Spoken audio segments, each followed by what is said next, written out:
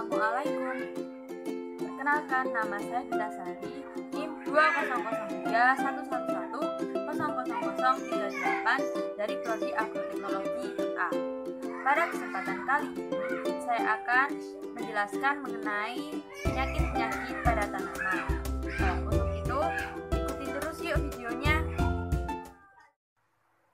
Penyakit pada tumbuhan bisa membuat pertumbuhan dan perkembangan pada suatu tanaman akan mengalami ketidakmaksimalan.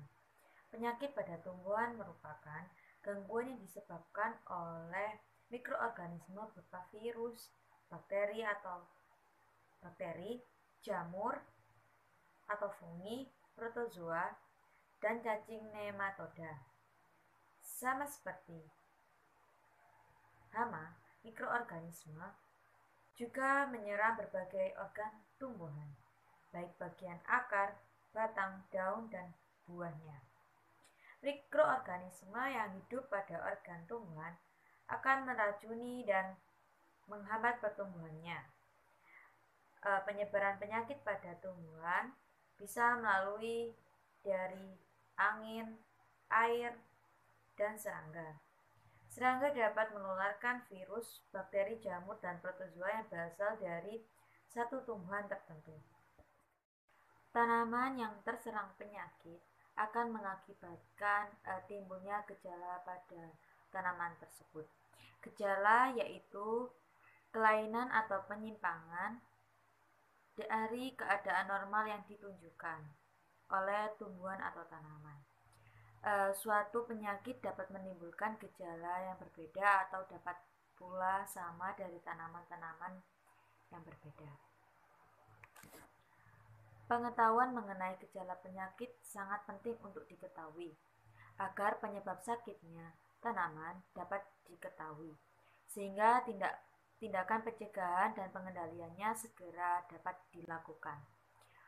Gejala tanaman sakit dapat dibedakan menjadi berdasarkan sifat gejala yang timbul, pengaruh langsung dan tidak langsung, berdasarkan ukuran gejala, serta secara morfologis dan anatomis.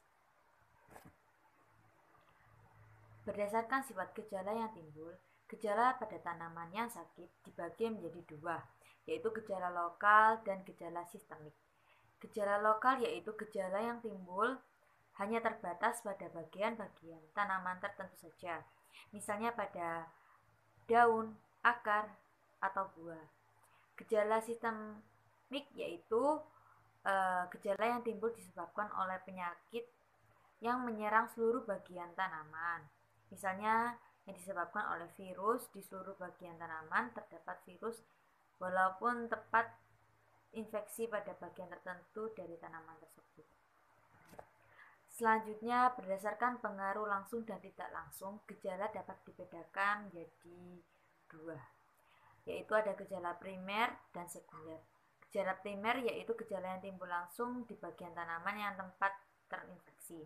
Sedangkan gejala sekunder yaitu gejala yang timbul pada jaringan yang tidak diserang secara langsung, yang akan berakibatkan adanya patogen atau penyebab penyakit di dalam tanaman. Yang selanjutnya, berdasarkan ukurannya, gejala dibedakan menjadi dua juga, ada gejala mikroskopis dan makroskopis. Gejala mikroskopis yaitu gejala suatu penyakit hanya dapat dilihat bila menggunakan alat pembesar, sedangkan makroskopis yaitu gejala suatu penyakit yang dapat dilihat secara langsung. Secara morfologis dan anatomi, gejala penyakit tumbuhan dibedakan menjadi tiga. Yang pertama ada hiperplastis, hipoplastis, dan nekrosis.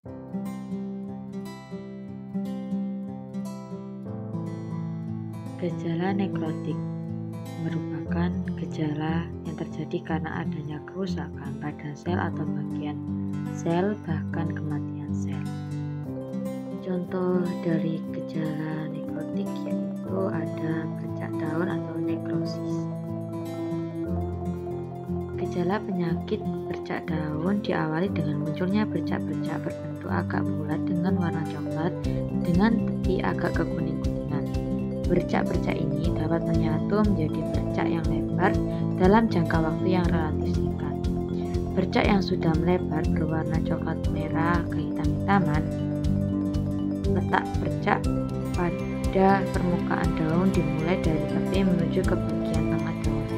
Apabila daun terserang disentuh, maka daun tersebut gugur. Apabila dibiarkan lama-kelamaan, daun menjadi kering dan rontok. Yang kedua ada gejala hipoplastis, yaitu gejala yang disebabkan karena terhambatnya atau terhentinya pertumbuhan sel. Contoh dari gejala ini yaitu klorosis, yaitu jaringan daun menguning karena kekurangan klorofil. Kemungkinan penyebab klorosis termasuk drainase yang buruk, akarnya yang rusak, akar yang dipadatkan, alkalitas tinggi, dan kekurangan gizi di pabrik. Kekurangan gizi dapat terjadi karena ada jumlah yang cukup dalam tanah atau karena nutrisi tidak tersedia karena pH terlalu tinggi, atau nutrisi yang tidak dapat diserap akar karena terluka.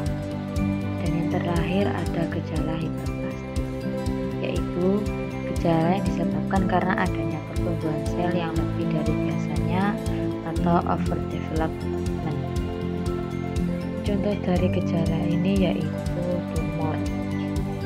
Tumor merupakan pembekakan setempat berupa bisul-bisul atau bintil-bintil yang terdiri dari jaringan tumbuhan bersama-sama dengan penyebab penyakit, atau dapat juga hanya terdiri dari jaringan tumbuhan saja. Baik, itu saja yang dapat saya sampaikan pada kesempatan kali ini.